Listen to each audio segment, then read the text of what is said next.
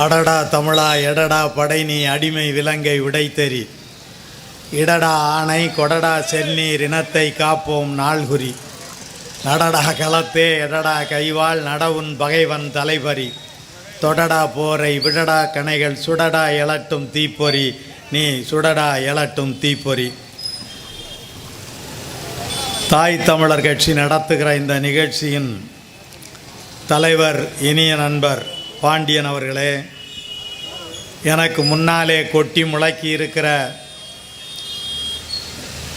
இந்திய ஒன்றிய அரசு முதலாய் தோல்வியடைந்த ஜல்லிக்கட்டு போராட்டத்தில் என்னோடு தமிழ்நாடு பூராவிலேயும் பேசி வந்த அன்பு தம்பி இமயம் சரவணன் அவர்களே, உள்ளத்தில் வாக்குண்டேல் சொல்லில் ஒளி உண்டாகும். அப்படி நல்ல ஒளி வீசும் வண்ணம் அழுத்தம் திருத்தமாக ஏராளமான அடிப்படையான செய்திகளை சொல்லி சென்றிருக்கிற குயிலி நாச்சியார் அவர்களே, செந்தமிழ் குமரன், மதுரை வீரன், ராஜகுமார், முருகானந்தம், கர்ணன் என்று பெயர் சொல்லி அழைத்து பேசினால் எல்லோருடைய பெயரையும் சொல்லி அழைத்து பேசத்தக்க அளவிற்கு பெருமை பூண்டு கூடியிருக்கிற பேரன்பு கொண்ட பெரியோரே, என்பற்ற தாய்மாரே, நல்லிளங்காளையரே, வணக்கம். மழை காரணமாக நீண்ட நேரம் ஆகிவிட்டது. நல்லவர்கள் வந்தால் மழை பெய்யும். தாய் தமிழர் கட்சி நிகழ்ச்சி நடத்தினால் மழை பெய்யும். எனவே நல்லவர்கள் வந்ததனாலே மழை பெய்திருக்கிறது என்கிற செய்தியை முதலிலே உங்களிடத்தில் நான் தெரிவித்துக் கொள்கிறேன். இந்த நிகழ்ச்சியிலே பேசியவர்கள் நிறைய செய்தியை சொல்லி என்னுடைய பேச்சின் போக்கையே திசை திருப்பி விட்டார்கள் என்று தான் நான் கருதுகிறேன். நான் பேச எண்ணி வந்த வேறு செய்திகளை அப்படியே ஒதுக்கி வைத்துவிட்டு நான் உங்களிடத்திலே சில செய்திகளை பகிர்ந்து கொள்ள விரும்புகிறேன். நம்முடைய ஊரிலே ஒரு 18 அகவை, 20 அகவை, 21 அகவை, அப்படி 21 வயசில் 18 வயசில் பையன் இருக்கிறார்கள். அவர்களெல்லாம் பார்த்தால் அவர்கள் என்ன பேசிக்கொள்கிறார்கள் என்பது உங்களுக்கு தெரியும். ஆசிரியர் ஒரு பையனை பார்த்து சொல்லுகிறார், சோலைக்குள் ஆண்கள் புகுந்தார்கள், சோலைக்குள் இளைஞர்கள் புகுந்தார்கள் அப்படின்னு ஆசிரியர் எழுத சொல்கிறார். பையன் எழுதுகிறான், சோலைக்குள் இளைஞர்கள் புகுந்தார்கள் என்று எழுதுவதற்கு பதிலாக சேலைக்குள் இளைஞர்கள் புகுந்தார்கள் எழுதுகிறேன். சோவண்ணாவுக்கு சேயண்ணா போடுறேன், கால் துணைக்கால வாங்கிட்டான். சேலைக்குள் அப்படியானா அது அந்த அகவைக்குரிய கோளாறு. அப்புறம் ஆசிரியர் அடுத்து ஒன்று சொல்கிறார், வேண்டுமென்றே செய்கிறானா இல்லை எழுத்து பிழையாக எழுதுகிறானான்னு அவருக்கு ஒரு சந்தேகம் வந்தது. எனவே மொத்தமாக கொடுத்தார்கள்னு எழுதுகிறான்னார். அவன் எழுதினேன் மொத்தமாக கொடுத்தார்கள்னு எழுதினேன். அப்புறம் ஆசிரியர் தெரிஞ்சிருச்சு, பையன் வேண்டுமென்றே தான் இப்படி எழுதுகிறான். மொத்தமாக என்று சொன்னால் முத்தமாக என்று எழுதுகிறான், சோலைக்குள் என்று சொன்னால் சேலைக்குள் என்று எழுதுகிறான். இப்படி இது இந்த அகவைக்குரியது என்று சொல்லி ஆசிரியர் பொறுத்து கொள்கிறார். ஆனால் கனவும் கற்பனையும் கைகோர்க்கும் இந்த அகவைக்கு உரிய எல்லாவற்றையும் காலில் போட்டு மிதித்து விட்டு களமாடியவர்கள் தமிழீழத்திலே இருந்தார்கள். காசி ஆனந்தன் என்கிற பெரிய பாவலரை உங்களுக்கு தெரியும். அவருடைய தம்பி ஜெயம் என்கிறவரை நான் அறிவேன். அந்த தம்பி ஜெயம் விடுதலை புலிகள் இயக்கத்தில் இருந்தார். அவருக்கு இளம் அகவை. அவர் இயக்கத்தில் சேர்ந்தபோது இயக்கத்தில் இருந்த ஒரு பெண் பிள்ளையை காதலித்தார். அந்த பெண்ணும் அவரை காதலித்தார். ஆனால் காதலித்து திருமணம் செய்து கொண்டால் களமாட முடியாது, தமிழீழ விடுதலையை வென்றெடுக்க முடியாது, சிங்களவனோடு போரிட முடியாது என்று கருதி 2 பேரும் விடுதலைக்கு பிறகு திருமணம் செய்து கொள்ளலாம் என்று பேசி முடிவு செய்து கொண்டார்கள். 2 பேரும் ஒரு குளத்திற்கு, அந்த கரையிலே பெண்கள் முகாம், இந்த கரையிலே ஆண்கள் முகாம், 2 பேரும் ஒரு குளத்தினுடைய 2 கரையிலே இருக்கக்கூடிய முகாம்களிலே இருக்கிறார்கள். 2 பேரும் களமாடுகிறார்கள், 2 பேரும் போருக்கு போகிறார்கள், 2 பேரும் சிங்களவர்களை சாய்க்கிறார்கள். 2 பேரும் சந்திக்கவில்லையா என்று கேட்கலாம். அவ்வளவு காதலுற்றவர்கள், அவ்வளவு விருப்பப்பட்டவர்கள் சந்திக்காமல் எப்படி இருப்பார்கள்? சந்திக்கவே இல்லையா என்று நீங்கள் கேட்கலாம். கனவும் கற்பனையும் அவர்கள் கைவிடலாம், காதலை அவர்கள் தள்ளி போடலாம், திருமணத்தை அவர்கள் தள்ளி போடலாம். ஆனால் பார்க்காமல் இருப்பார்களா, பேசாமல் இருப்பார்களா என்று நீங்கள் கேட்கலாம். அந்த தம்பி ஜெயம் அருமையாக புல்லாங்குழல் வாசிப்பான். அந்த தம்பி ஜெயம் அருமையாக புல்லாங்குழல் வாசிப்பான்.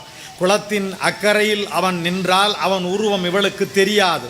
ஏனென்றால் குளம் அவ்வளவு நீளம் அகலம் கொண்டதாகும். அதனாலே அக்கறையில் நிற்கிற அந்த ஜெயத்தை இந்த பெண்ணுக்கு தெரியாது. அவன் வந்து நிற்பது அவளுக்கு தெரியாது. அவனை பார்க்க வேண்டும் என்று விரும்புகிறாள். பார்ப்பதற்கு வெளியே வந்து நிற்கிறாள். அவன் வந்திருக்கிறானா என்று கூட தெரியாது. குளத்தின் அந்த கரையில் சின்னஞ்சிறிய உருவங்களாக உருவம் தெரியுமே தவிர இன்னான் என்று இனத்தான் என்று தன்னுடைய ஆள் என்று தெரியாது. அப்படி தெரியாது. அதற்கு என்ன செய்வது என்று 2 பேரும் பேசினார்கள். பேசி அந்த தம்பி ஜெயம் அந்த குளக்கரையில் வந்து நின்று குழல் வாசித்தான். அவன் புல்லாங்குழல் வாசித்தான். புல்லாங்குழல் ஓசை கேட்டு அவள் வெளியே வருவாள். அந்த புல்லாங்குழல் வாசிக்க வாசிக்க கேட்டு கேட்டு நம்முடைய நண்பர் அங்கே நிற்கிறார், நம்முடைய காதலன் அங்கே நிற்கிறான், நம்மை காண வந்து நிற்கிறான், நம்முடைய ஆசைக்குரியவன் அங்கே நிற்கிறான் என்று மகிழ்ச்சியோடு அவள் கேட்டுக்கொண்டே இருப்பாள். அந்த புல்லாங்குழல் நின்று போகிற போது அவள் சோர்ந்து போவாள். படை முகாமுக்கு 2 பேரும் திரும்பி போவார்கள். கடைசியாக போர்க்களத்துக்கு போன தம்பி ஜெயம் போர்க்களத்திலே இறந்து போனான். போர்க்களத்தில் இறந்து போனவுடன் செய்தி அவருடைய அண்ணன் காசி ஆனந்தனுக்கு வந்தது. காசி ஆனந்தன் சென்னை நகரத்திலிருந்து போகிறார்.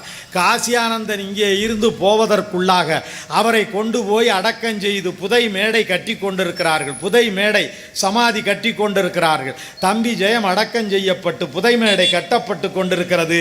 காசி ஆனந்தன் அண்ணன்காரர் தம்பியின் உடலை பார்க்க போகிறார். புதைக்கப்பட்டு புதை மேடை கட்டி கொண்டிருப்பதை பார்த்து கொண்டிருக்கிறார். அப்போது ஒரு பெண் ஓடி வந்து விழுந்து புதைக்கப்பட்ட புல்லாங்குழலே, புதைக்கப்பட்ட புல்லாங்குழலே, புதைக்கப்பட்ட புல்லாங்குழலே, போய்விட்டாயா போய்விட்டாயா போய்விட்டாயா என்று அழுது புலம்புகிறாள். காசி ஆனந்தன் கேட்கிறார், எங்கள் உறவில் எந்த பெண்ணும் இல்லை, அவன் திருமணம் செய்து கொள்ளவும் இல்லை, ஆனால் அவன் புதை மேடையில் விழுந்து ஒரு பெண் புதைக்கப்பட்ட புல்லாங்குழலே போய்விட்டாயா என்று அழுது புலம்புகிறாளே, இவள் யார் என்று கேட்டார். இவள்தான் உன் தம்பி ஜெயத்தை காதலித்தவள் ஆனாலும் திருமணம் செய்து கொள்ளாமல் விடுதலை வாங்கிய பிறகு திருமணம் செய்து கொள்ளலாம் என்று கூறி 2 பேரும் இந்த கரையிலும் அந்த கரையிலும் நின்று இந்த கரைக்கும் அந்த கரைக்கும் இணைப்பாக உன் தம்பி வாசித்த புல்லாங்குழல் மாத்திரம்தான் இருந்தது. அதனாலே புதைக்கப்பட்ட புல்லாங்குழலே போய்விட்டாயா போய்விட்டாயா என்று அவள் புலம்புகிறாள் என்று சொன்னார்கள். கண்ணீர் விட்டு கதறி அழுது அவர் அதை ஒரு புத்தகமாக எழுதியிருக்கிறார்.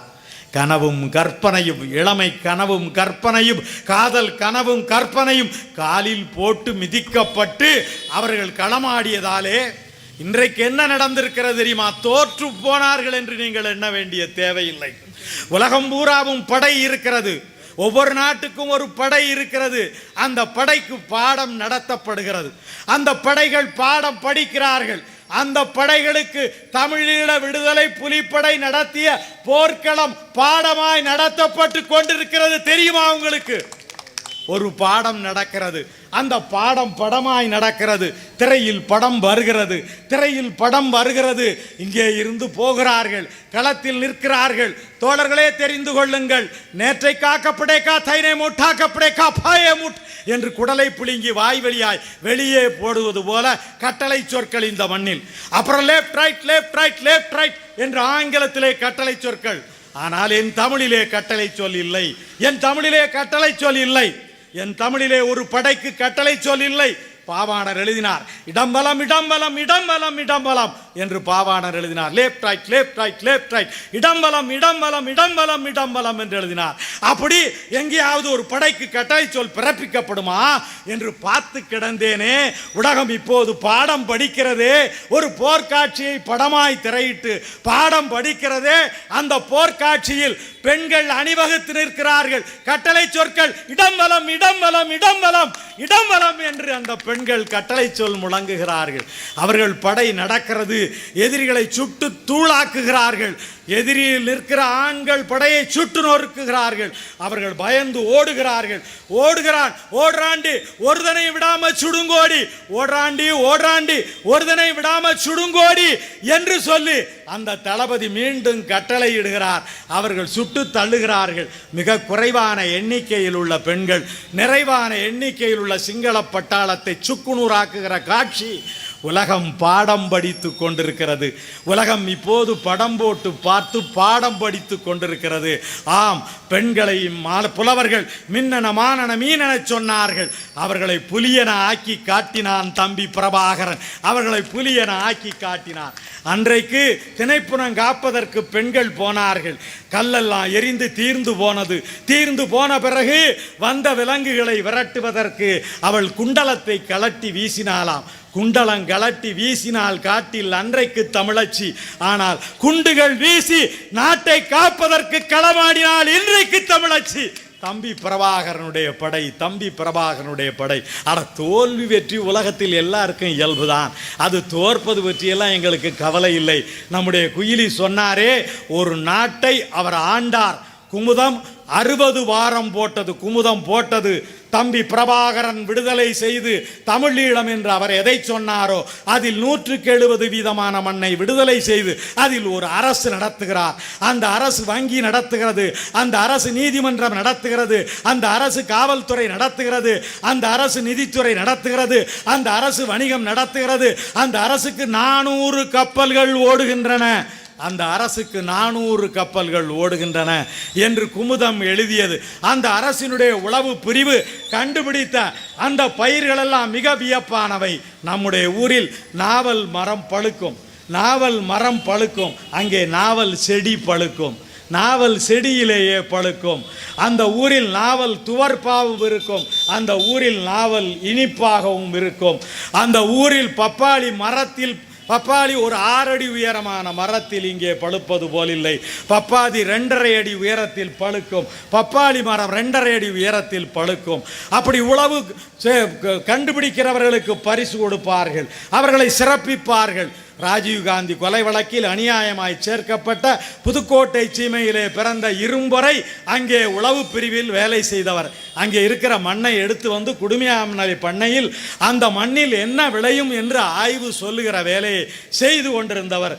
எனவே என் மேலான தோழர்களே, ஒரு அரசு நடந்தது, தமிழனுக்கென்று ஒரு அரசு நடந்தது. அந்த அரசை தம்பி பிரபாகரன் நடத்தினார், அந்த அரசை நடத்தினார், அந்த அரசை நிலைநாட்டினார். என் மேலான தோழர்களே, வெற்றி தோல்வி பற்றி எனக்கு எந்த கவலையும் இல்லை.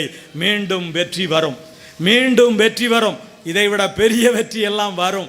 அது ஒன்றும் பெரிய செய்தி அல்ல. ராஜீவ்காந்தி இல்லை, அவன் அப்பன் பாட்டன் இல்லை, அவன் பேரன் இல்லை. இங்கே திராவிடம் என்று தமிழ் என்று வந்துவிடக்கூடாது என்று திராவிட மாடல் திராவிட மாடல் என்று பிதற்றி திரிகிற இந்த பித்துக்குழி பயல்களும் சரி, யாரும் ஒன்றும் செய்ய முடியாது. தமிழ் தமிழ் தமிழ் தமிழீழம் தமிழீழம் தமிழீழம் அது மலர்ந்தே தீரும். அவ்வளவு ஈகங்களை நாம் செய்திருக்கிறோம். கொஞ்சம் ஈகம் இல்லை, அவ்வளவு ஈகங்களை நாம் செய்திருக்கிறோம். நாம் மாத்திரமில்லை, யாரெல்லாம் உதவ வந்தார்களோ அவர்களெல்லாம் அவர்கள் செய்த ஈகத்திற்கு விலையே கிடையாது, செய்த ஈகத்திற்கு விலையே கிடையாது. அண்டன் பாலசிங்கம் என்றொருவர். இந்த அண்டன் பாலசிங்கம் உலகத்தில் மிகப்பெரிய அறிவாளி. இந்த அண்டன் பாலசிங்கத்தை பார்ப்பதற்கு உலக நாடுகளிலிருந்து எத்தனையோ பேர் வந்து லண்டன் மாநகரத்தில் காத்து கிடந்தார்கள். இந்த லண்டன் பாலசிங்கம் உலகத்தில் உள்ள பெருநாடுகளின் விடுதலைக்காக, உலகத்தில் உள்ள பெருநாடுகளின் வணிகங்களுக்காக, உலகத்தில் உள்ள பெருநாடுகளுக்காக பேசுகிறவராக, பேச்சுவார்த்தைக்கு போகிறவராக அவர் இருந்தார். அவர் விடுதலை புலிகள் இயக்கத்தில் சேர அவருக்கு தெரியவில்லை. அவர் பாட்டிலே இருந்து உலகம் பூராவும் இருக்கிற விடுதலை இயக்கங்களுக்கு வேலை செய்தார். அவருடைய வேலையை பார்த்து வியப்படைந்து போய் ஆஸ்திரேலியாவிலே பிறந்த அடேல் பாலசிங்கம், அடேல் என்கிற பெண்மணி அவரை வந்து, நான் உங்களை காதலிக்கிறேன், நீங்கள் எந்த நாட்டுக்காரரோ தெரியாது, ஆனால் உலகத்தில் உள்ள எந்த நாட்டுக்காரன் வந்தாலும் அவனுக்காக வாதாடுகிறவராக லண்டன் நகரத்தில் சுற்றித் திரிகிறவராக இருக்கிறீர்கள். ஒரு பிச்சைக்காரனை போல் எளிய வாழ்ந்து கொண்டு உலகத்தில் எந்த நாடு வறுமை வருகிறதோ, எந்த நாடு துன்பமடைகிறதோ அந்த நாட்டுக்காக நீங்கள் பாடுபடுகிறீர்கள் என்று சொன்ன உடனே, அப்போதுதான் அவர் சொன்னார், நான் இலங்கையில் பிறந்தவன் என்ற உடனே அவர்தான் கேட்கிறார், அடேல் பாலசிங்கம் கேட்கிறார் அண்டன் பாலசிங்கத்தை, உங்கள் நாட்டில் தமிழீழ விடுதலைக்காக விடுதலை புலிகள் பாடுபடுகிறார்களா இல்லையா என்று கேட்ட உடனே திகைத்து போகிறார். திகைத்து போய் பிறகு அவர் தொடர்பெடுக்கிறார், நான் உங்கள் விடுதலை புலிகள் இயக்கத்தில் சேர்ந்து கொள்கிறேன் என்று தலைவர் தம்பி பிரபாகரனிடத்திலே கேட்கிறார். நான் ஒரு பெருமைக்குரியவன். அந்த கேள்வியை அவர் கேட்கிற போது தம்பி பிரபாகரன் புதுக்கோட்டையில் என்னுடைய தொழிற்சாலையில் உட்கார்ந்து கொண்டிருக்கிறார். தம்பி பிரபாகரன் என் முன்னாலே உட்கார்ந்து கொண்டிருக்கிற போது அண்டன் பாலசிங்கம் அனுமதி கேட்கிறார். தம்பி பிரபாகரன் அனுமதி கொடுக்க மறுக்கிறார். தொலைபேசியை வைத்தோட, இந்த காலம் மாதிரி செல்பேசி எல்லாம் கிடையாத காலம், தொலைபேசி வைத்திருக்கிற காலம். தொலைபேசி அவர் கீழே வைத்த உடனே நான் கேட்டேன், இவ்வளவு பெரிய அறிவாளி, இவ்வளவு பெரிய மேதை, அவர் உங்கள் நாட்டிலே பிறந்தவர், உங்களுக்கு உழைப்பதற்காக அனுமதி கேட்கிறார், உங்களுடைய இயக்கத்திலே சேர்ந்து கொள்ள அனுமதி கேட்கிறார், அதற்கென்ன இவ்வளவு நீங்கள் பிடிவாதம் பிடிக்கிறீர்கள் என்று நான் கேட்டவுடனே தம்பி பிரபாகரன் இடத்திலே சொன்னார். நான் அசந்து போனேன்.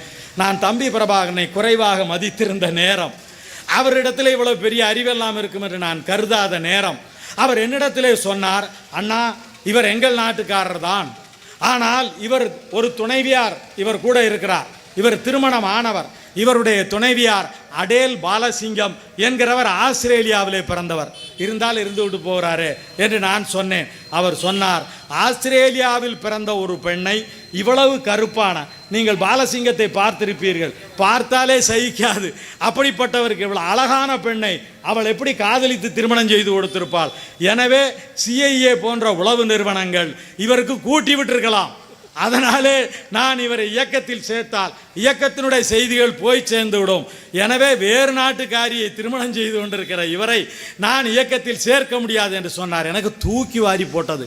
அடியாப்பா, இவ்வளவு தூரம் கற்பனை, இவ்வளவு தூரம் சிறப்பாக சிந்திக்கிறார், இவ்வளவு தூரம் எண்ணி பார்க்கிறார் என்று நான் பயந்து போனேன். பயந்து போய் கொஞ்ச நேரம் முடிவெடுக்கவே சொல்லவில்லை. அப்புறம் ஆனாலும் நான் அடுத்து கேட்டேன், அவருடைய வரலாற்றை நாம் அறிகிறோம், ஏனென்றால் அவர் அனுப்பிய புத்தகம் என் கையில் இருந்தது. அவர் தான் அரச பயங்கரவாதம் ஆயுத புரட்சி என்கிற முதல் புத்தகத்தை வெளியிட்டார், எழுதி அனுப்பினார். அந்த புத்தகம், முதல் புத்தகம் புதுக்கோட்டையில் அச்சானது, அட்டை சிவகாசியில் அச்சானது. அதை வண்ணான் மூட்டை போல தூக்கி கொண்டு போய் கொடுத்தவன் நான் தான். எனவே அவருடைய அறிவு எனக்கு தெரியும்.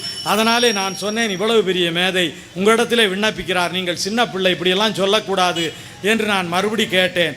அப்போது அவர் கொஞ்ச நேரம் எண்ணி பார்த்து சொன்னார், அதற்கு வேறு ஒரு வழி இருக்கிறது அண்ணா என்று சொன்னார். என்ன வழி என்று நான் கேட்டேன். அவர் சொன்னார், அவருடைய துணைவியாரை கூட்டிக் கொண்டு அவர் எங்களோடு வந்து காட்டில் இருந்தால், லண்டன் மாநகரத்தில் இருக்கக்கூடிய ஒரு மாமேதையை அவர் எங்களோடு வந்து காட்டில் இருந்தால் மாத்திரம் நான் அவரை சேர்த்துக் கொள்கிறேன் என்று சொன்னார். இப்போது நினைத்தாலும் எனக்கு வியப்பாக இருக்கிறது. இயக்கத்திற்கு ஆள் சேர்க்கிறார்கள், கட்சிக்கு ஆள் சேர்க்கிறார்கள், வருகிறவனையெல்லாம் சேர்க்கிறார்கள், போகிறவனையெல்லாம் சேர்க்கிறார்கள். அவன் பிறகு மண்மாரி வீசுகிறான், பிறகு காஞ்சி காரி மூஞ்சியிலே துப்புகிறான். அது பற்றியெல்லாம் கவலைப்படாமல் இருக்கிறார்கள். ஆனால் சேர்ப்பதற்கே இப்படி சொன்ன தம்பி பிரபாகரனை பார்த்து எனக்கு வியப்பாகி போய்விட்டது. மீண்டும் இவர்கள் கேட்டார்கள். கேட்டபோது அவர் தங்கு தடை இல்லாமல், துளியும் எண்ணி பார்க்காமல், பிறகு சொல்கிறேன் என்று சொன்னாமல், மனைவியை கலக்கிறேன் என்று சொன்னாமல், நான் இப்பொழுதே புறப்பட்டு வருகிறேன், என் துணைவியாரோடு காட்டுக்கு வருகிறேன் என்று சொன்னான். லண்டன் மாநகரத்தில் உலகம் போற்றுகிற அறிஞராக விளங்கியவர் இப்போதே காட்டுக்கு வருகிறேன் என்று சொன்னார். அவரோடு அந்த வெள்ளைக்காரி, ஆஸ்திரேலியாவிலே பிறந்த அந்த வெள்ளைக்கார பெண்மணியும் புறப்பட்டு வந்தார். அண்டன் பாலசிங்கம், அடேல் பாலசிங்கம் அங்கே வருகிறார்கள். தெரிந்து போனது சிங்கள அரசாங்கத்திற்கு இவர்கள் நேரடியாக இங்கே வந்து உட்கார்ந்திருப்பார்களே, ஆனால் சின்னஞ்சிறு பிள்ளையான விடுதலை புலிகளுக்கு என்ன சொல்லிக் கொடுப்பார்களோ, என்ன நடக்குமோ தெரியாது. உலகம் பூராவும் தெரிந்தவர் அண்டன் பாலசிங்கம். உலகத்தில் உள்ள விடுதலை இயக்கங்கள் எல்லாம் அவருக்கு தெரியும், தலைமறைவு இயக்கங்கள் எல்லாம் அவருக்கு தெரியும், ஆயுதம் விற்கிறவர்கள் எல்லாம் அவருக்கு தெரியும், போராட்ட களங்களை எல்லாம் அவருக்கு தெரியும். அவர் அங்கே உட்கார்ந்து பாடம் நடத்தினால் இந்த இயக்கம் உலகத்தில் மிகச்சிறந்த விடுதலை இயக்கமாக மாறும், மிகச்சிறந்த போர் வல்லமை உள்ள இயக்கமாக இந்த இயக்கம் மாறும். எனவே அவரை இங்கே இருக்க விடக்கூடாது என்று வேட்டையாடினார்கள். எப்படி வேட்டையாடுவார்கள்? அவர் இந்த நாட்டிலே பிறந்தவர், அவர் அடையாளம் தெரியாது, அவருடைய சின்னஞ்சிறு படம் கூட கிடையாது, அவரை தேடி பிடிக்க முடியாது. ஆளோடு ஆளாக அவருடைய ஊருக்குள், அவருடைய உறவுக்குள் அவர் ஓடிக்கொண்டிருக்கிறார், பிடிக்க முடியவில்லை. அப்புறம் கொஞ்ச நேரத்திற்கு பிறகு அவர்கள் சொன்னார்கள், அவரை பிடிக்கலாம். எப்படி பிடிக்கலாம் என்று கேட்டார்கள். அவர் கூடவே ஒரு வெள்ளைக்காரி ஓடிக்கொண்டிருக்கிறார், அந்த வெள்ளைக்காரியை வைத்து பிடிக்கலாம். வெள்ளைக்காரி எங்கே ஓடுகிறாள் என்று பாருங்கள். ஓடுகிறாள் என்று பார்த்து அந்த வெள்ளைக்காரியை பிடிக்க நீங்கள் முயற்சி செய்வீர்களே, ஆனால் வெள்ளைக்காரியோடு இருக்கக்கூடிய அண்டன் பாலசிங்கம் பிடிபடுவார் என்று சொன்னார்கள். அப்போதுதான் தம்பி பிரபாகரன் சொன்னார், பிடிவாதம் பிடித்து வெள்ளைக்காரியை கூட்டி கொண்டு வந்து வைத்து இப்போது வெள்ளைக்காரியாலே மாட்டிக்கொண்டு விடுவார் போல் இருக்கிறது. நான் தானே பிடிவாதம் செய்து வெள்ளைக்காரியோடு இங்கே வந்தால் வரட்டும் என்று உத்தரவு போட்டவன் நான் தானே என்று தம்பி பிரபாகரன் மிகவும் வருத்தப்பட்டார். பிறகு அவர்கள் ஓடினார்கள். ஓடினான் வாழ்க்கைக்கு ஓரத்திற்கே ஓடினான் என்று உரையாடல் எழுதலாம். ஆனால் உண்மையிலேயே அவர்கள் ஓடினார்கள். அடேல் பாலசிங்கம் இவ்வளவு பெரிய புத்தகம் எழுதியிருக்கிறார். அந்த புத்தகத்தில் அடேல் பாலசிங்கம் ஓடுவதை பற்றியே எழுதியிருக்கிறார். அவள் முக்காடு போட்டு கொண்டு ஓடுகிறார்.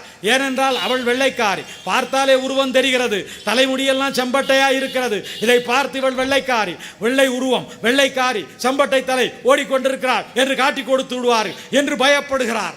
அதனாலே முக்காடு போட்டு கொண்டு ஓடிக்கொண்டிருக்கிறார் அடையல் பாலசிங்கம். அடையல் பாலசிங்கம் ஓடிக்கொண்டிருக்கிறார். ஆனால் உளவாளிகள் கெட்டிக்காரர்கள் தலையெல்லாம் மூடி மறைத்து கொண்டாலும், முகமெல்லாம் மூடி மறைத்து கொண்டாலும், உடம்பெல்லாம் மூடி மறைத்து கொண்டாலும் காலையே குறிபார்க்கிறார்கள், வெள்ளை கால்களை பார்க்கிறார்கள். ஏனென்றால் நாம் இந்த உலகத்தில் உள்ள நடு கோட்டுக்கு பக்கத்தில், பூமத்திய ரேகைக்கு பக்கத்தில் வாழ்கிறவர்கள். நம்முடைய நிறம் கருப்பாகும். நம்முடைய குயிலி போல் 1-2 பேர் சிவப்பாக இருக்கலாம், 3/4 பேர் நாம் கருப்பு தான் நம்முடைய நிறம். அதனாலே நாம் கருப்பாக இருக்கிற போது ஒரு பெண்மணி காலெல்லாம் சிவப்பாக ஓடும்போது காலை வைத்து கண்டுபிடித்தார். குயிலி அவர் எழுதுகிறார், பாலசிங்கம் எழுதுகிறார், அடையல் பாலசிங்கம் எழுதுகிறார், எல்லாரையும் காலை பார்க்க தொடங்கி விட்டார்கள். ஓடுகிறவர்களை பார்த்தால், விரைவாக நடக்கிறவர்களை பார்த்தால் அவர்களுடைய கால்களை பார்க்க தொடங்கினார்கள். அப்படி பார்த்து வெள்ளை கால்களோடு ஒரு பெண்மணி ஓடுகிறாள் என்று சொல்ல தொடங்கினார்கள். ஆக ஓடிக்கொண்டே இருந்தேன். ஆனாலும் எங்கள் பணியை நாங்கள் நிறுத்தவில்லை. ஆனாலும் அவர்களுக்கு செய்ய வேண்டிய உதவியை நாங்கள் நிறுத்தவில்லை. எல்லாம் நாங்கள் செய்து முடித்த பிறகு இனிமேல் இங்கே வாழ முடியாது. ஏனென்றால் அடையல் பாலசிங்கம் நல்ல நலமுள்ளவர், அடையல் பாலசிங்கம் நல்ல வலிமையானவர், அந்த பெண்மணி வலிமையான பெண்மணி. ஆனால் அண்டன் பாலசிங்கம் அவர் இயக்கத்தில் நீங்கள் தெரிந்து கொள்ளுங்கள், விடுதலை புலிகள் இயக்கத்தை பற்றி நாக்கில் நரம்பில்லாத பயல்கள் இந்த நாட்டில் பயங்கரவாதிகள் என்று சொல்வார்கள். அந்த பரதை பயல்களுக்கு சொல்வேன், விடுதலை புலிகள் யார் என்று தெரிந்து கொள்ளுங்கள். விடுதலை புலிகளை போல் ஒழுக்கமாய் நான் யாரையும் பார்த்ததில்லை. என் வாழ்நாளில் நான் கொண்டு போய் ஒரு பிள்ளையை ஒரு வீட்டில் விட்டுவிட்டு மீண்டும் எடுத்தால் அந்த வீட்டுக்காரர்கள் கட்டிப்பிடித்து அழுவார்கள். ஏன், நாங்கள் ஒரு பிள்ளையும் செய்யவில்லை, அந்த பிள்ளைக்கு நாங்கள் எல்லா உதவியும் தான் செய்கிறோம், எங்கள் வீட்டிலேயே இருக்கட்டுமே என்பார்கள். ஏனென்றால் அவ்வளவு நல்ல பிள்ளைகள், அவ்வளவு ஒழுக்கத்தோடு வளர்த்திருந்தார்கள். ஒரு வெண் சுருட்டு பிடிக்க முடியாது, வெண் சுருட்டு, அவர்கள் சிகரெட்டு பிடிக்க முடியாது, ஒரு சுருட்டு பிடிக்க முடியாது, குடிக்க முடியாது. அவர்கள் அவ்வளவு ஒழுக்கமாக வளர்க்கப்பட்டார்கள். குறுந்தாடி வளர்த்து கொண்டு திரியக்கூடாது, மழுவென்று அவர்கள் முகத்தை வலித்து விட்டுத்தான் வர வேண்டும். தம்பி பிரபாகரன் சொல்வார், அண்ணா இவர்களுக்கு நல்ல இடத்திலே உணவளிக்க வேண்டும், அண்ணா இவர்களுக்கு நல்ல உடை அளிக்க வேண்டும். நாங்கள் ஏதோ விடுதலைக்கு பாடுபடுகிறோம், நாங்கள் வறுமையில் இருக்கிறோம் என்று நீங்கள் இவர்களுக்கு குறைவான உணவை கொடுக்காதீர்கள், இவர்களுக்கு தரமில்லாத உடைகளை தராதீர்கள். இவர்கள் முதன்மையானவர்கள், உலகத்தில் முதன்மையானவர்கள். இவர்கள் தமிழீழ விடுதலைக்காக தங்கள் உயிரையே தருவதாக வந்து நிற்கிறவர்கள். எனவே இவர்களுக்கு எல்லாம் சிறப்பாக இருக்க வேண்டும் என்று தம்பி பிரபாகரன் சொல்வார். அதனாலே தம்பி பிரபாகரனுடைய படையில் இருந்தவர்களுக்கு முதன்மையானவை எல்லாம் செய்து தரப்பட்டது. என் பிள்ளைகளே, அவர்கள் இங்கே இருந்து போகிறார்கள். அடையல் பாலசிங்கம் எழுதுகிறார், நாங்கள் அங்கே இருந்து வெளியேற வேண்டும். என் கணவருக்கு மாத்திரம்தான் அந்த இயக்கத்தில் வெண் சுருட்டு பிடிக்க அனுமதி அண்டேன் பாலசிங்கத்திற்கு மாத்திரம்தான் கொடுக்கப்பட்டது. அண்டேன் பாலசிங்கம் காலை பிடித்து கெஞ்சுகிறார், வெண் சுருட்டு பிடிக்காவிட்டால் நான் செத்து போய்விடுவேன், சிகரெட்டு பிடிக்காவிட்டால் நான் செத்து போய்விடுவேன் என்று கதறி அழுகிறார். எல்லாரும் சேர்ந்து பிறகு அவர் மாத்திரம் எங்கேயாவது கண்காணாத இடத்தில் போய் வெண் சுருட்டு பிடித்து விட்டு வரலாம் என்று அனுமதி கொடுத்தார்கள். விடுதலை புலிகள் இயக்கத்தில் வெண் சுருட்டு பிடிப்பதற்கு அனுமதி வாங்கியிருந்த ஒரே ஒருவர் அண்டேல் பாலசிங்கம் மாத்திரம்தான் என்பது அந்த இயக்கத்தினுடைய பெருமையை காட்டுகிறது. அப்படிப்பட்ட அண்டேன் பாலசிங்கம் வெண் சுருட்டாலே நோய்வாய்ப்பட்டிருந்தார். என்னென்ன நோயெல்லாம் நினைக்கிறீர்களோ அவ்வளவும் அவருக்கு இருந்தது. நாங்கள் அவரை அப்படித்தான் கேலி செய்வோம். எல்லா நோய்களும் அவருக்கு இருந்தது. அதனாலே அவரை நாடு கடத்தி விட வேண்டும். நல்ல மருத்துவம் இந்த போர்க்களத்திலே கிடையாது. அங்கே போர்க்களத்தில் இருந்த மருத்துவர்கள் எல்லாம் கொல்லப்பட்டார்கள், தமிழ் மருத்துவர்கள் எல்லாம் விரட்டி அடிக்கப்பட்டார்கள். கை மருத்துவம் பார்க்கிற சித்த மருத்துவர்கள் மாத்திரம்தான் அங்கே இருந்தார்கள். அதனாலே அண்டேன் பாலசிங்கத்தை வெளிநாட்டுக்கு அனுப்புவது என்று ஏற்பாடு செய்து அண்டேன் பாலசிங்கத்தை ஒரு குட்டி படகில் ஏற்றுகிறார்கள். அந்த குட்டி படகில் அண்டேன் பாலசிங்கம் அடையல் பாலசிங்கம் போகிறார்கள். கொஞ்சம் தூரம் போன உடனே 400 அடி நீளமுள்ள குட்டி கப்பலிலே அவர்கள் ஏற்றப்படுகிறார்கள். 400 அடி நீளமுள்ள குட்டி கப்பலிலே ஏற்றி ஒரு 400 கடல் மைல் தூரம் போன உடனே ஒரு பெரிய கப்பலுக்கு அவர்களை மாற்றுகிறார்கள். அந்த பெரிய கப்பலுக்கும் சின்ன கப்பலுக்கும் இடையிலே ஒரு கம்பத்தை எடுத்து போடுகிறார்கள். எல்லோரும் தொங்கி தொங்கி இந்த கப்பலில் இருந்து அந்த கப்பலில் போய் இறங்குகிறார்கள். எல்லோரும் தொங்கி போய்விட்டார்கள். ஆனால் மிச்சம் இருப்பது அண்டேன் பாலசிங்கம் அடையல் பாலசிங்கம். அடையல் பாலசிங்கம் என்கிற அந்த பெண்மணி தொங்கி போய் அங்கே சேர என்னாலே முடியும் என்று சொல்லிவிட்டார். ஆனால் அண்டன் பாலசிங்கத்தாலே முடியாது. அண்டேன் பாலசிங்கம் இவ்வளவு பெரிய ஆள். அண்டேன் பாலசிங்கன் நோய்வாய்ப்பட்டவர். அவருக்கு மூச்சிறைப்பு இருந்தது, இனிப்பு இருந்தது, என்ன நோயெல்லாம் இருக்கிறதோ அவ்வளவு நோய் இருந்தது. அதனாலே அவர் என்னாலே இதில் தொங்கி அந்த கப்பலுக்கு போக முடியாது என்று சொல்லிவிட்டார். உங்களுக்காகத்தான் பெரிய கப்பல் வந்திருக்கிறது, உங்களுக்காகத்தான் சின்ன கப்பல் வந்திருக்கிறது, உங்களுக்காகத்தான் இவ்வளவு பேர் வேலை செய்கிறோம், நீங்கள் தயவு செய்து போய்விடுங்கள். உங்களை காப்பாற்றி கொண்டு போகாவிட்டால் தலைவர் எங்களை என்ன செய்வாரோ தெரியாது. எனவே தம்பி பிரபாகரன் உத்தரவுப்படி சின்ன கப்பலிலிருந்து பெரிய கப்பலுக்கு நாங்கள் உங்களை கொண்டு போய் சேர்க்கிறோம் என்று அவர்கள் கெஞ்சினார்கள். அவர் சொன்னார், நீங்கள் சொன்னாலும் நீங்கள் என்ன செய்தாலும் என்னால் முடியாது, எனக்கு அப்படிப்பட்ட உடல் வலிமை இல்லை, என்னாலே இந்த கம்பில் தொங்கி இந்த சின்ன கப்பலில் இருந்து அந்த பெரிய கப்பலுக்கு போய் இறங்க முடியாது என்று மறுத்து விட்டார். மறுத்தவுடன், என் மேலான பெண்களே, உங்களை பார்த்து சொல்கிறேன், தமிழ்நாட்டு பெண்கள் மாத்திரமில்லை, தமிழ்நாட்டுக்கு வாழ வந்த பெண்களும் தெய்வங்கள் தான். அண்டேன் பாலசிங்கம் வர முடியாது என்று சொன்னவுடனே அவருடைய மனைவி அடேல் பாலசிங்கம் சொன்னார், அவர் வராவிட்டால் இந்த கப்பலை விட்டு நான் வரமாட்டேன் என்று சொல்லிவிட்டார். இதுதான் பெரிய வரலாறு. அவர் வராவிட்டால் நான் அந்த கப்பலுக்கு வர முடியாது என்று சொல்லிவிட்டார்.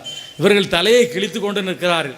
அப்புறம் ஒருவன் சொன்னான், இந்த கப்பலில் இருக்கக்கூடியவர்கள் படுப்பதற்கு சின்னஞ்சிறு மெத்தைகள் இருக்கின்றன, நாம் படுப்பது போல பெரிய மெத்தைகள் அல்ல, சின்னஞ்சிறு மெத்தைகள் இருக்கின்றன. அந்த சின்னஞ்சிறு மெத்தைகள் 2-3 சேர்த்தால் ஒரு நாம் படுப்பது போல ஒரு பெரிய மெத்தை வரும். அந்த மெத்தையை கொண்டு போய் அங்கே சேர்ப்போம். பெரிய கப்பலில் இருக்கக்கூடிய எல்லா மெத்தைகளையும் கொண்டு போய் சின்ன கப்பலில் சேர்ப்போம். சின்ன கப்பலில் சேர்த்த பிறகு அதில் அவரை படுக்க வைத்து அவர் தலையணையை வைத்து மெத்தையை சுற்றுவோம் பாருங்க, ஒரு தலையணையை வைத்து பாயை சுற்றுவோம் பாருங்க, அது மாதிரி இவரை பாலசிங்கத்தை படுத்த வச்சு அந்த மெத்தையை சுற்றுறாங்க. மெத்தையை சுற்றி இந்த மெத்தையை தூக்கி இந்த சின்ன கப்பல்ல இருந்து பெரிய கப்பலுக்கு இப்படி ஆட்டி ஆட்டி ஆட்டி ஆட்டி பெரிய கப்பலுக்கு வீசிட்டாங்க. வீசினோன்னா அவர் பெரிய கப்பலில் போய் டொம்முன்னு விழுகிறார். இந்த அம்மா ஐயோ ஐயோங்குது, நீங்கள் போய் பாருங்கள் ஒன்றும் ஆகலை அப்படின்னோன்னு இந்த அம்மா அந்த கம்பில் ஏறி படபடன்னு இங்கே இருந்து சின்ன கப்பல்லேருந்து பெரிய கப்பலில் போய் குதித்து பார்க்குது. அவங்க அந்த மெத்தையை விரித்து அவர் எடுக்கிறாங்க. அவர் சிரிச்சுக்கிட்ட அளவு போல் வர்றார். அப்படி அவரை வெளிநாட்டுக்கு கொண்டு போய் சேர்த்தார்கள் என்பதை அடேல் பாலசிங்கம் எழுதுகிறார். என் மேலான தோழர்களே, 1000 பேர் 1,00,000 பேர் செய்த ஈகத்தால் உலகம் பூராவும் பேசும்படியாக விடுதலை புலிகள் இயக்கம் வளர்ந்து வந்தது. அந்த இயக்கத்தை, அது பெற்ற வெற்றிகளை, அது அடைந்த வெற்றிகளை, 1500 பேரை வைத்துக் கொண்டு 15,000 பேரை அவர்கள் திரிகோணமலையிலே, மட்டக்களப்பிலே, வவுனியாவிலே, மன்னாரிலே என்று எல்லா இடங்களிலேயும் அடித்து துவைத்து சுக்குநூறாக்கி அந்த நாட்டை கைப்பற்றி ஒரு அரசை நிறுவினார். அந்த அரசை தொலைத்திருக்கலாம். அந்த அரசை இந்திய அரசாங்கம் தொலைக்க வேண்டும் என்று கங்கணம் கட்டி கொண்டு தொலைத்தது. அதனுடைய எதிரியான சீன அரசாங்கம் அதிலே பங்கு பெற்றது. அதனுடைய எதிரியான பாகிஸ்தான் அரசாங்கம் அதிலே பங்கு பெற்றது. இவர்கள் 3 பேரும் எதிரிகள். ஆனால் 3 எதிரிகளும் சேர்ந்து தமிழனை அழிக்க வேண்டும் என்கிற எண்ணத்தில் உறுதியாய் நின்றார்கள். அவர்களை அழிப்பதற்காக அவர்கள் களங்காண்பதிலே உறுதியாய் நின்றார்கள். அவர்கள் எவ்வளவோ கோடானு கோடி சொத்துக்களை கொண்டு போய் கொட்டி சின்னஞ்சிறிய தீவில் ஒரு ஓரத்தில் இருந்த சின்னஞ்சிறிய படையை அழிப்பதிலே அவர்கள் வெற்றி பெற்றார்கள். ஆனால் என் மேலான தோழர்களை, உங்களுக்கு நான் சொல்வேன், ஒரு காலம் விடுதலை போராட்டங்கள் அழிவதில்லை, விடுதலை போராட்டங்கள் தோற்பதில்லை, விடுதலை ஒரு காலம் போகாது. இதோ எங்கள் எரிகின்ற நெஞ்சத்தில் எழுதி வைத்து விட்டு போயிருக்கிறார். இதோ இங்கே இருக்கிறவர்கள் நெஞ்சத்திலே எழுதி வைத்து விட்டு போயிருக்கிறார். நாங்கள் காலம் பார்த்து காய்களை நகர்த்தி கொண்டே இருப்போம். ஒரு காலத்திலேயும் நாங்கள் உறங்கி போய்விடுவோம் என்று நினைக்காதீர்கள். நாங்கள் விட்ட கச்சத்தீவு இப்போது கொழுந்து பற்றி தேர்தல் நேரத்தில் எரிந்தது. நாங்கள் விட்ட கச்சத்தீவு இப்போது உலக நீதிமன்றத்திற்கு போயிருக்கிறது. உலக நீதிமன்றம் ஏற்கனவே தீர்ப்பு சொல்லி இருக்கிறது. இலங்கைக்கும் இந்தியாவுக்கும் இடையில் 30 மைல்கள், 30 கடல் மைல்களே இருக்கிறது. 30 கடல் மைல்கள் தான் இருக்கிறது. 12வது கடல் மைலில் இந்தியாவிலிருந்து, தமிழ்நாட்டிலிருந்து 12வது கடல் மைலில் கச்சத்தீவு இருக்கிறது. இலங்கையிலிருந்து 18வது கடல் மைல் அந்த கச்சத்தீவு இருக்கிறது. எந்த நாட்டுக்கு அருகாமையில் இருக்கிறதோ அந்த நாட்டுக்கு சொந்தம் என்கிற அடிப்படையில் இது தமிழர்களுக்கு சொந்தம். சரிபாதியாக அந்த எல்லை பிரிக்கப்பட வேண்டும்.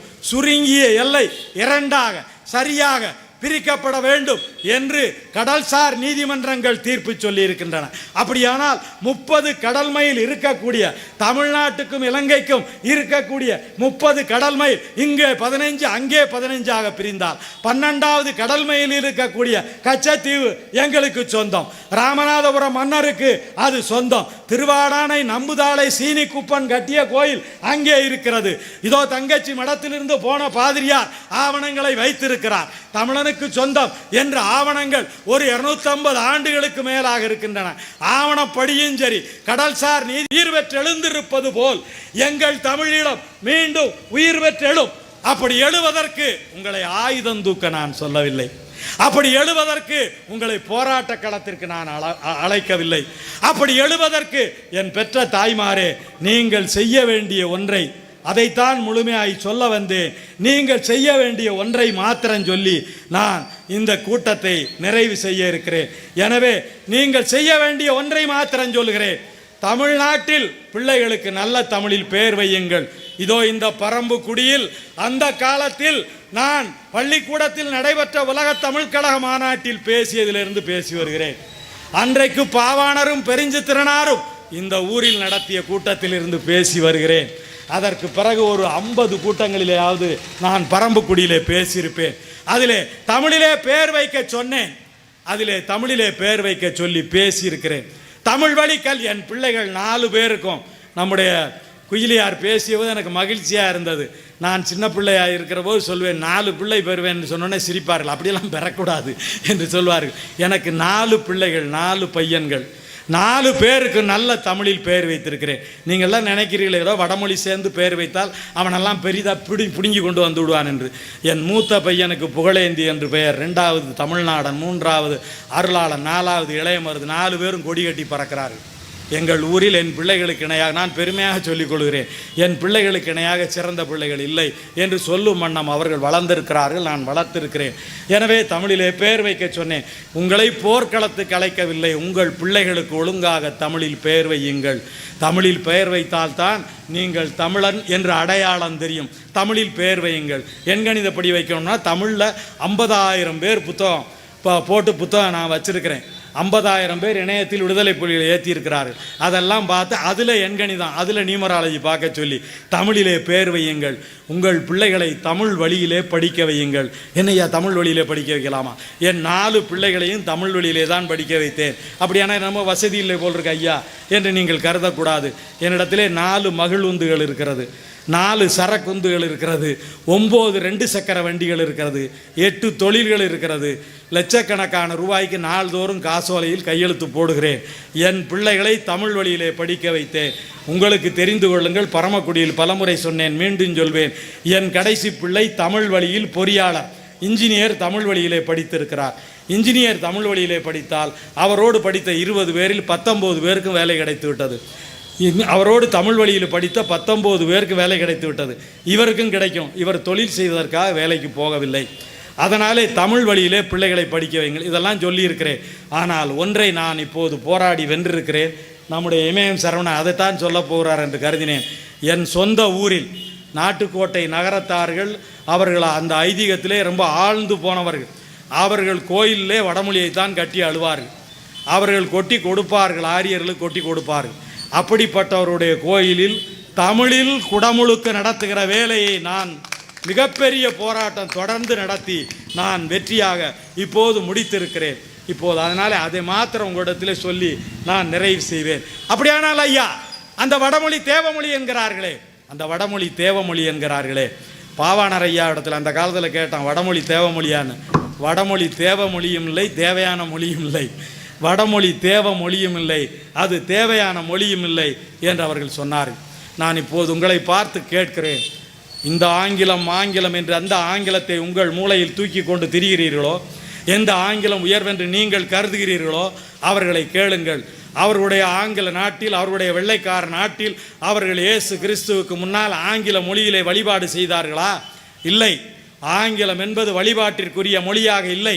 அன்றைக்கு லத்தீன் மொழிதான் வழிபாட்டிற்குரியது. ஆங்கிலம் என்பது இழிவானது, ஆங்கிலம் என்பது தாழ்வானது, ஆங்கிலம் என்பது இறைவனுக்கு தெரியாது என்று சொல்லி அன்றைக்கு அங்கே இருந்த முட்டாள்கள் லத்தீன் மொழியிலே வழிபாடு செய்தார்கள். ஒரு மன்னர் வந்தார், நாளை காலையில் வெள்ளை உடுப்புடுத்திருக்கிற கள்ள பாதிரிகளே, நாளை காலையிலே இருந்து நீங்கள் ஆங்கிலத்தில் வழிபாடு செய்யாமல் லத்தீனிலே வழிபாடு செய்தால் உங்களை சிறைச்சாலையில் தள்ளுவேன் என்று சொன்னார். அப்படி சொன்ன உடனே அந்த நாட்டில் ஆங்கிலம் வந்தது. அந்த ஆங்கிலத்தோடு வெள்ளை பாதிரிகள் இங்கு வந்தார்கள், வெள்ளையர் ஆட்சியில் இருந்தார்கள். இயேசு கிறிஸ்துவை ஆங்கிலத்தில் வெளிப்பேற்றார்கள்.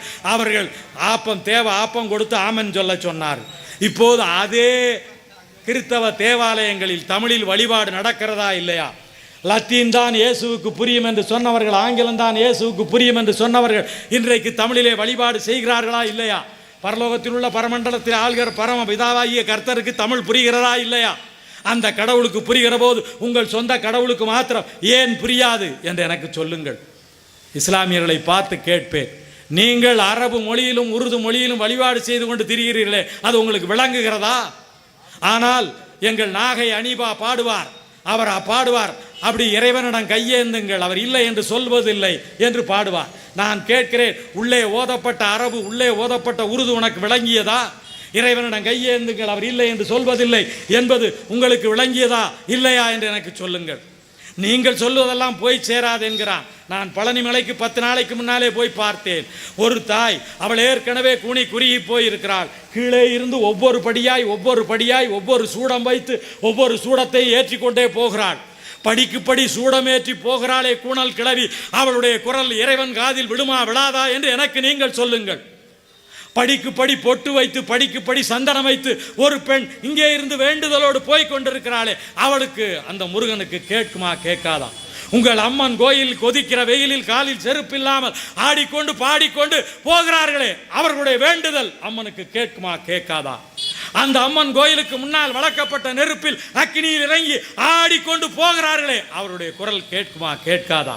அவர்கள் குரமெல்லாம் கேட்காது என்று எவனாவது சொன்னால் அவன் பித்தலாட்டக்காரன், அவன் மோசடிக்காரன், அவன் திருட்டு பயல். நான் உங்களுக்கு சொல்வேன், இந்த குரல்கள் எல்லாம் இறைவனுக்கு கேட்கும், இந்த குரல்கள் எல்லாம் இறைவனுக்கு கேட்கும். நாங்கள் நீ அடிக்கிற சின்ன மணி இறைவனுக்கு கேட்கும் என்கிறாயே, நாங்கள் அடிக்கிற பெரிய மணி இறைவனுக்கு கேட்காதா? அந்த பெரிய மணியை நாங்கள் அடித்து தாண்டா ஊரையே கூட்டுகிறோம், எங்கள் பெரிய மணி கேட்காதா? எல்லாம் நான் குளிவரையிலே பேசிய செய்திகள். இப்படியெல்லாம் போரிட்டேன், இப்படியெல்லாம் சண்டையிட்டேன். கடைசியாய் அவர்களை பார்த்து கேட்டேன், நாங்கள் பாடிய பாட்டை கேட்டு அப்பன் சிவனும் அம்மை மீனாட்சியும் ஓடி வந்திருக்கிறார்கள். அப்படியே திகைத்து போய் நின்றார்கள்.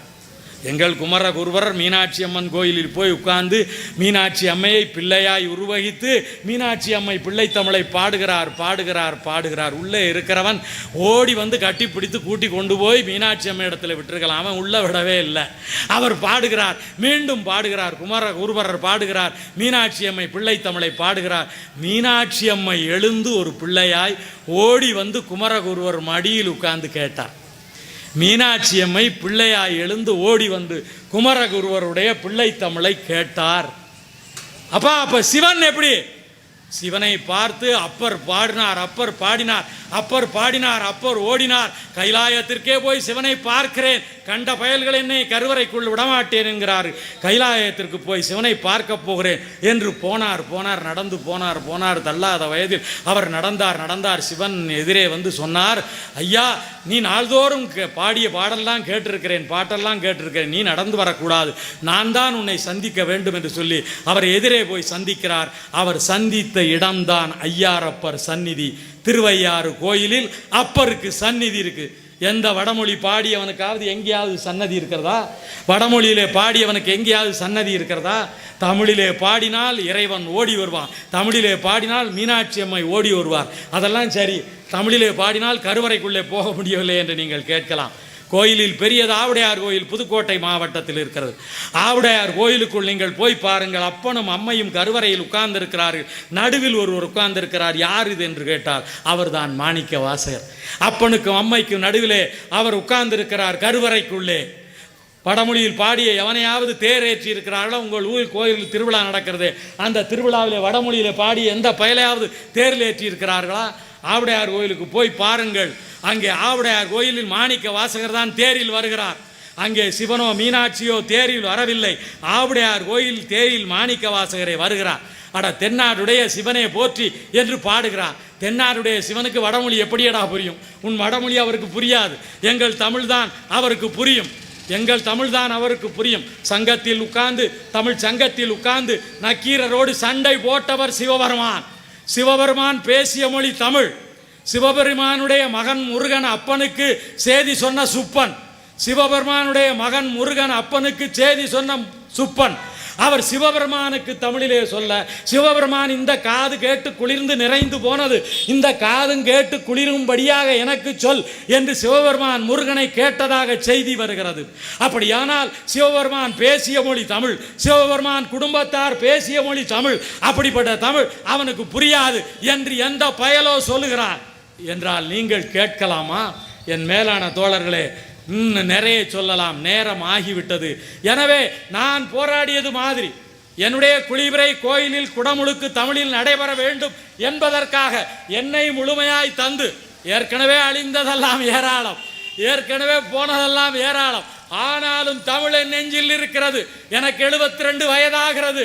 ஆனால் தமிழ் எங்கள் இளமைக்கு பால். நான் இவ்வளவு தூரம் ஓடி வர, மேடை ஏறி வர, பேசி வர, நான் பேசுகிற தமிழ் எனக்கு இளமையை தருகிறது, தரும்.